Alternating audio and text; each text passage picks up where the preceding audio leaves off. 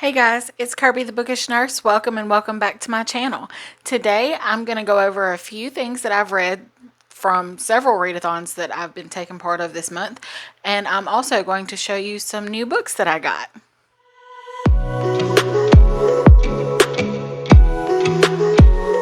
If you've watched any of my previous videos, you may say, what's different about this one? It looks off. It looks weird.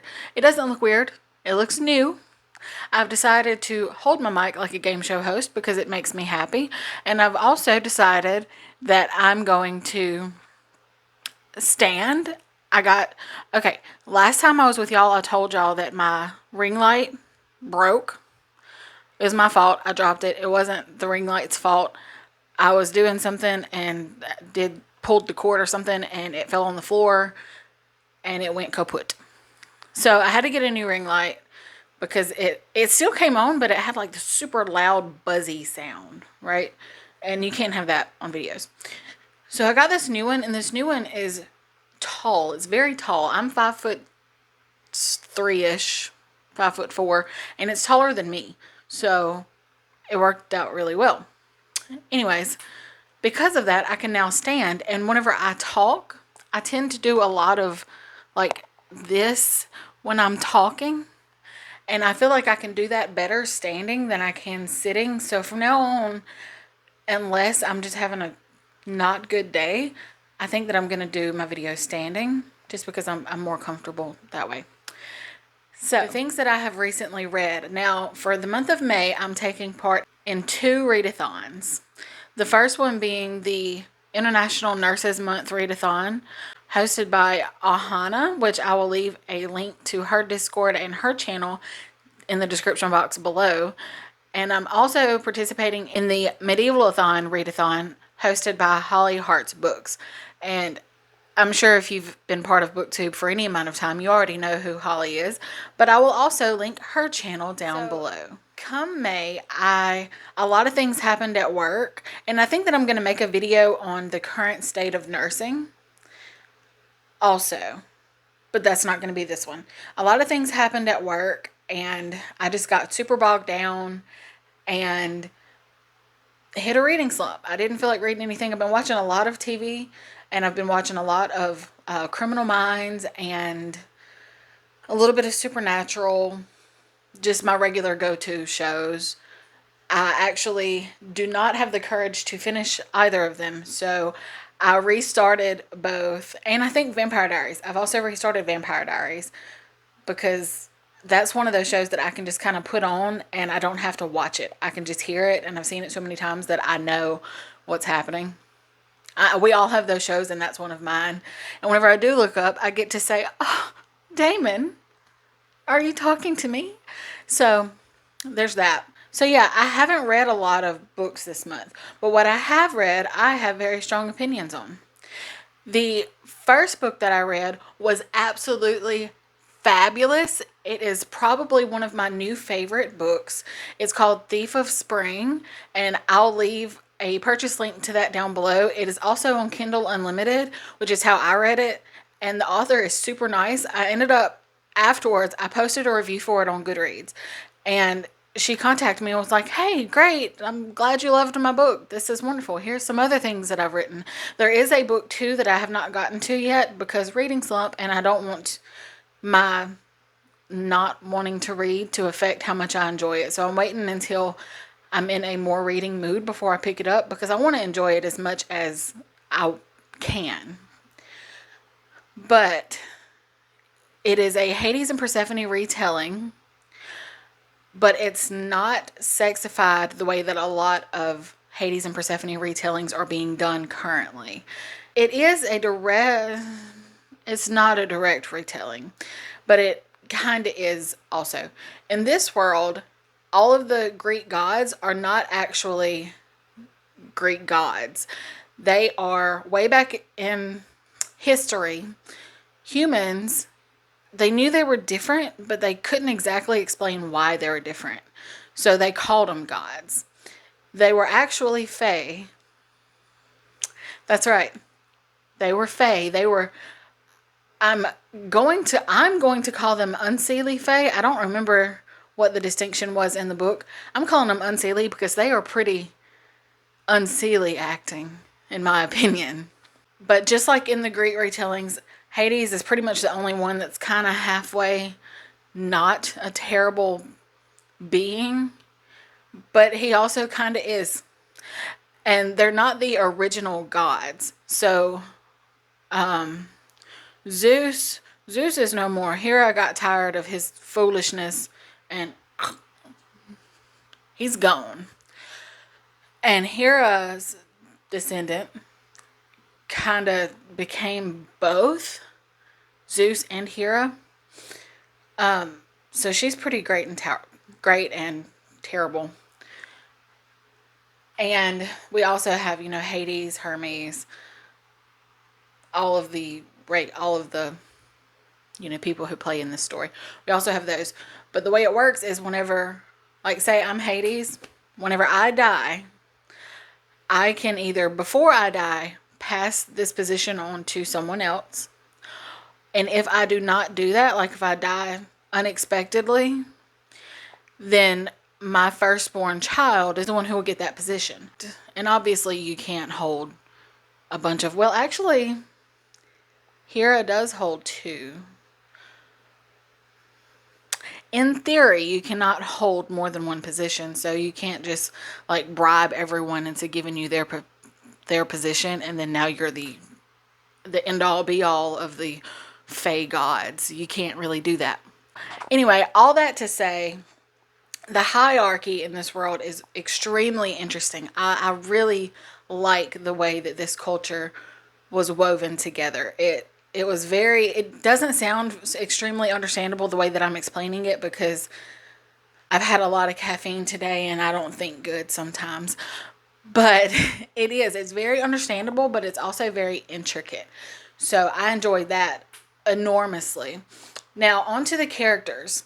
Persephone, she is portrayed as a very, like, I'm sweet and innocent and I wear high-colored things and I love princesses and old dresses and wonderful things. She is portrayed as that, but she's also portrayed as, I will kick your butt in this frilly dress. She is very headstrong, but she's not dumb. She's just headstrong. She's very independent, even though she's innocent. Which, from what I've read, that's kind of difficult to do with a female character. But this author pulled it off very well. Hades, this is probably my favorite portrayal of Hades. He is very young. In a lot of Hades and Persephone's retellings, he's like 4 gajillion years old and she's like 17. And that's kind of weird, even though I guess it's fine, but it's not. He is older than her, but he's not like 4,000. And also, Fae age slower than humans. So, however old he is, his mentality is that of however old she is. I think they're like 18, 19, 17, 20, somewhere in that range. Both of their brains and bodies are at that level of maturity. So, it makes it more palatable to have it kind of be laid out that way. There is no steaminess. There is an ungodly amount of sexual tension, but there is no, like, there's not going to be any super creepy anything go on. It's not going to be like an unnamed Hades and Persephone retelling that I read recently that said that he chunked her out of her pants, which that's I don't know what some of these writers are doing with their lives. I don't know what their personal life entails, but personally, I've never been chunked out of my pants, and if I did, I don't feel like it would be sexy. So he does none of that, and the book is big on consent. It's, at least as far as Hades and Persephone is concerned, there is definite consent, but it's not in a weird way. It's not like, can I kiss you now? Can I touch your ear? Can I do this? Can I do that? It's not. It's just like, this good? We good? Okay, continue. They don't make it weird, and I appreciate that. All of the dogs are present. All of the doggos are present. And they make me so happy. This book, 10 out of 5 stars. I love it. I want everyone to read it. It's on Kindle Unlimited. Get the free trial and read this book. Pretty please. Thank you. The second book that I read for the International Nurses Month readathon, read along. It was not my favorite. It was called Ghosts of the NHS and Other Spirits I've Known. I forget the author. It was Glennis someone. So the reason I didn't care a lot for this book may have been my fault. I went into it thinking that it was going to be, okay, as nurses, you prop up on something I have. As nurses, we, especially if you work nights, we see things that a lot of times they're unexplainable. They are creepy, and the ones of us who have sense want no part of them. And I thought this was going to be the story of a nurse, probably on nights, who has experienced some of these seemingly supernatural things and just telling us about them, because those are, I don't want to say fun stories, but they are interesting stories to say the least, because I know just from what I've experienced, they're true. We see some weird stuff. We see stuff out the corner of our eye. I don't know if it's the PTSD catching up with us or if it's actual ghosts, because the places where we work see death every single day. People die there every single day. And so I don't know if what it is, but I know that it's real. So I thought that's kind of what I was getting into. I was incorrect. That is not what I was getting into. This is a lady who is a self-proclaimed psychic and medium who then became a nurse. This is not a nurse who experiences supernatural things. This is a supernaturalist who happened to experience nursing. There is a big difference. There is a big difference. Okay, so we start out the book with her telling us that she was born with the placenta covering her eyes, and that's why she can see through the veil, because apparently that's a myth or a folklore. I don't know. I've never been told it, but that doesn't mean anything, because I was not raised in an extremely superstitious household, so it's not out the way to assume that I wouldn't have heard some weird folklore like this. However, because of the placenta being over her eyes, my friend Glennis can now see auras. She sees spirits all of the time. Good and, well, she didn't really talk that much about bad spirits, but she sees all of the good, loving, welcoming spirits. And you can probably attribute this to all of the stones and whatnot that she uses to keep away the bad spirits. Now, I thought that spirits were kind of like, wait, you can't target a particular area of your body to lose fat in. You just have to lose fat. I thought the spirit realm was probably similar. You're either wide open or you're not. You don't want no part of it. I didn't know that you could target specific spirits, but according to Glennis, you can. So Glennis took us through her nursing training, through several jobs. She worked in the ER, she worked psych, and when she worked psych, she was like, no, that dude just threw doo-doo at me, and I can't do this. I did not go through all that training to be up to my elbows in feces. And I was like, you know what, Glennis, I feel that, but I still work psych because I love it. Yes, you will have up to your elbows in feces and bed wounds and everything, but different strokes, man, different strokes. So anyway, the reason that I did not care for her recollection of her nursing days was because there's a lot of surprises in nursing. You see things that you're just like, whoa, what is that? All right, let's adjust, fix it this way. And you have to be very resourceful whenever, especially if you're working in an emergency department, because they're not always going to have the resources that you need. They're not always going to have anything that you need. Most of the time they're not going to have, if you need 5 things, they're going to have 2 of them, and you got to figure the other 3 out. That is what nursing is, unfortunately. But for her, she never had to be surprised. She just walked across all of her nursing floors like this. Oh, that person is going to die today. I should prepare for that.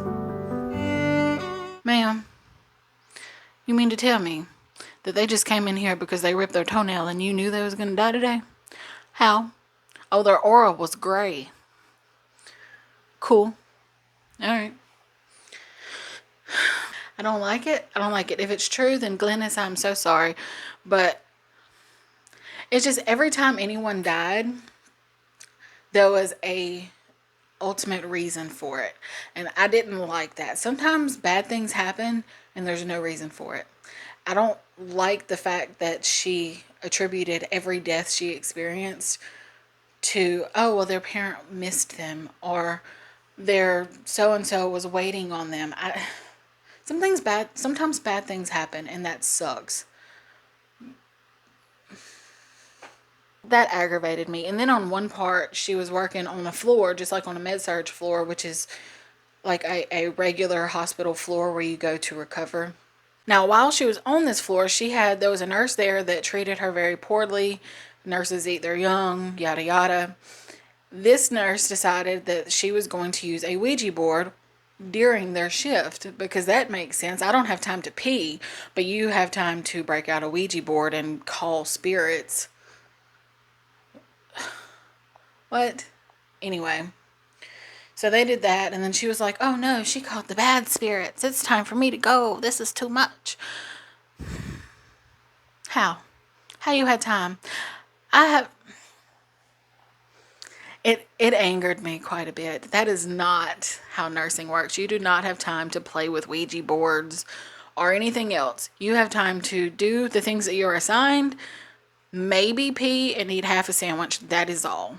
That's all you have time to do if you're doing your job correctly, unless you have spirits telling you exactly who's going to need what when, in which case you may have time to do other things. But unfortunately, I don't have that type of guide. And then the second half of the book was she had to quit nurse, or no, not the second half. It was like the last third of the book was just she had to quit nursing because she hurt her back, which that's probably true. That's why a lot of nurses quit, because they hurt their back. So she spent this portion of the video telling us how brilliant and respected and wonderful she has been in the nursing community. I've been in the nursing community for a little while now, and I've never heard of her, but I'm not in the UK, so that doesn't necessarily mean anything. So she's brilliant, and she's world-renowned, and she's all of these things. She's respected and all the things. That is her. But she decided to turn her back on all of that so that she could be a full-time psychic and rub stones on people and stuff. Which, I'm not saying those things are not real. If you practice whatever you practice, that is your business, and you do you, my friend. But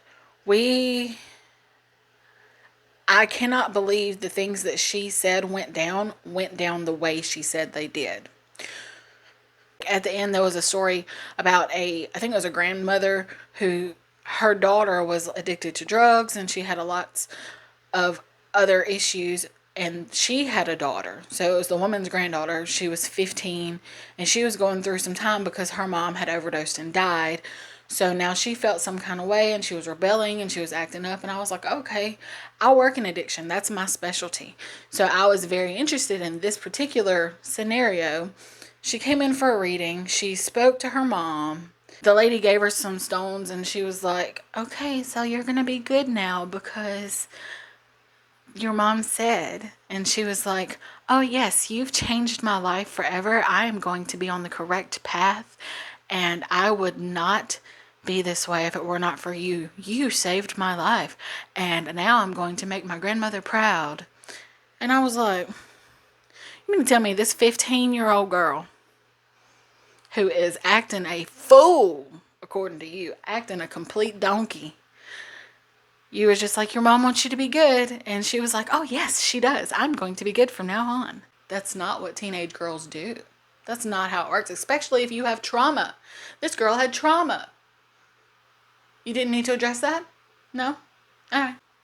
I was relatively upset by that particular story. And then the rest of the book was just her saying, these crystals mean these things, and these gems mean these things, and these are the colors of auras. And I wasn't into it. So if you go into it thinking, I would like to read a book from an extremely successful psychic, then you may enjoy it. But if you go into it thinking, yeah, I want to hear some crazy stories from a nurse, don't do it. Pick another one. This is not the book for you. It was not the book for me, and I don't do it. Okay, moving on. The third and unfortunately last book that I read was Every Heart a Doorway by Shannon Maguire. Yes, Every Heart a Doorway by Shannon Maguire. This is a novella. It's very short. I think it was like 200 pages. It was super short, but she fit a lot of stuff into that 200 pages, like a lot of stuff. She built this whole world, and it wasn't quite what I was expecting. I was thinking it was going to be almost like a slice of life situation, but it was not. It was a very gruesome murder mystery involving children, but not like in a weird way. These were bigger children, like teenagers. In this world, we are at a school that recruits kids that have been through portals to other worlds.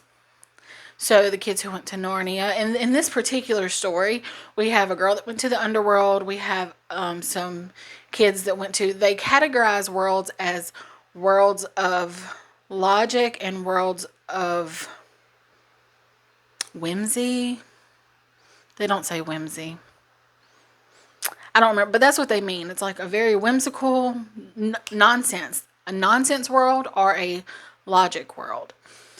And you have kids from both in this school. This school basically says, okay, you went there and now we need to teach you how to live in this world, even though you don't really feel like you belong in this world because you fit so well in the other world.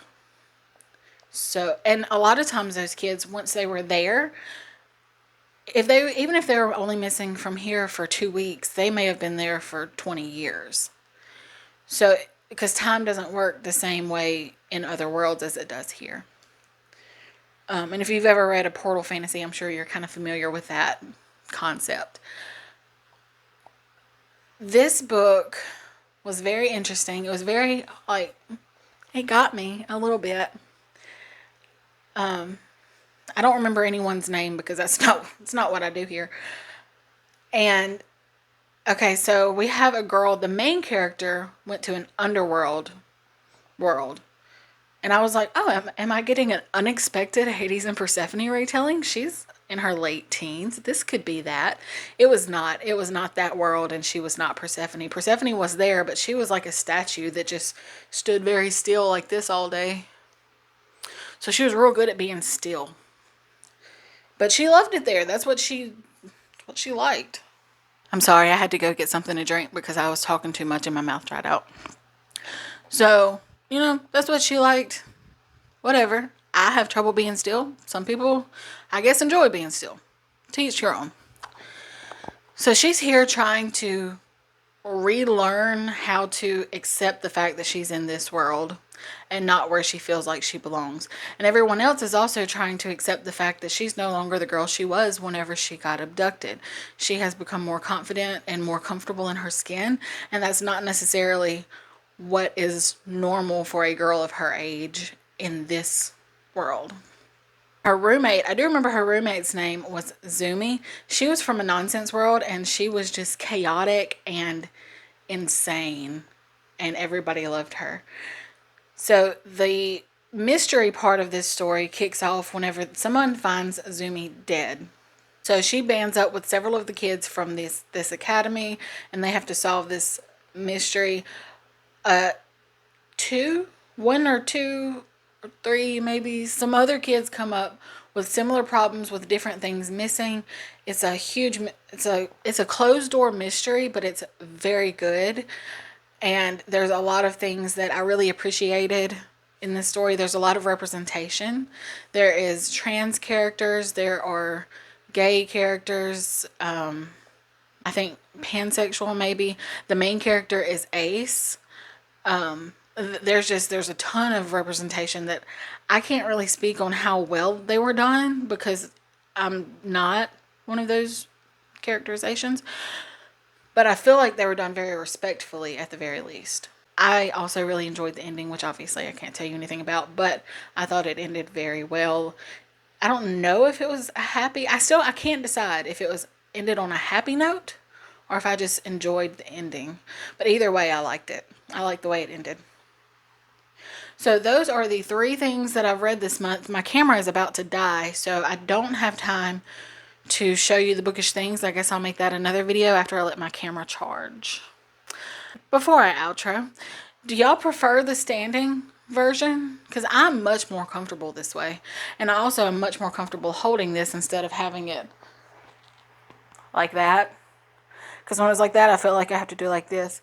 And I really enjoy being able to do this instead. And then I also feel like I feel like a host. I feel like I'm hosting something. Which is, yeah. So, anyways, if y'all like this content and you want to see more bookish content from me, please hit like and subscribe below. If you've read any of these 3 books, drop a comment and let me know what you thought about them. If based off of my interpretation of these books you have any recommendations for me, also drop those in the comments below. I'd love to hear them. I will post my, I guess, book haul or bookish haul, bookish goodie haul next time. And I'm also going to have a video coming out talking about the current state of nursing for anyone who's interested in that sometime before the end of May. I know we're already at the end of May, but I'm going to try to get it out before May is officially over. So anyways, thank you for watching. I will see y'all soon with a new video. Bye.